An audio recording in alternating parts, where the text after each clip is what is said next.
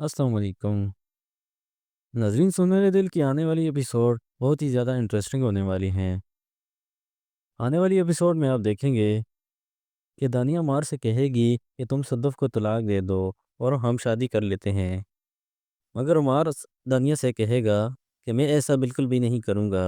میں تمہاری ضد پر تم سے ملنے آ جاتا ہوں، لیکن اس کا یہ مطلب نہیں کہ میں تم سے محبت کرتا ہوں اور تم سے شادی کر لوں گا، کہ یہی تو اصل وجہ ہے۔ تم ابھی تک یہ نہیں جانتے کہ تم محبت کس سے کرتے ہو، مجھ سے یا صدف، کیونکہ نہ تو تم صدف کے ساتھ خوش ہو اور نہ ہی میرے ساتھ رہنا چاہتے ہو۔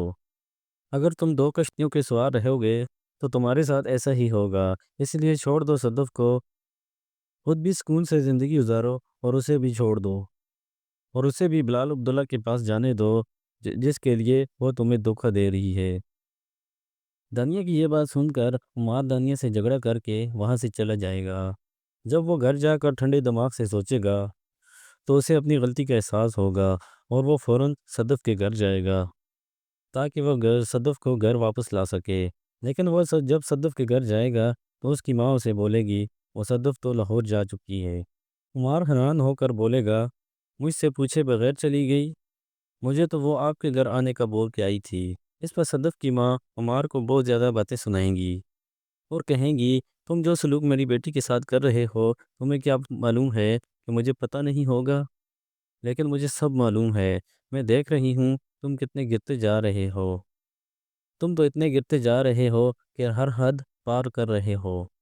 اسی لیے تم اب فیصلہ کر لو کہ تمہیں کس کے ساتھ رہنا ہے، صدف کے ساتھ یا اس دانیہ کے ساتھ، کیونکہ میں اب صدف کی زندگی تمہیں برباد کرنے نہیں دوں گی۔ میں تو پہلے بھی اس شادی کے خلاف تھی، لیکن میں نے صدف کی خوشی کی خاطر یہ شادی کرائی۔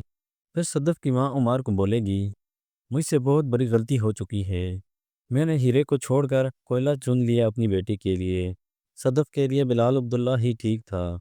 یہ سن کر عمار کو بہت زیادہ غصہ آتا ہے اور وہ کہتا ہے آپ میری انسلٹ کر رہی ہیں۔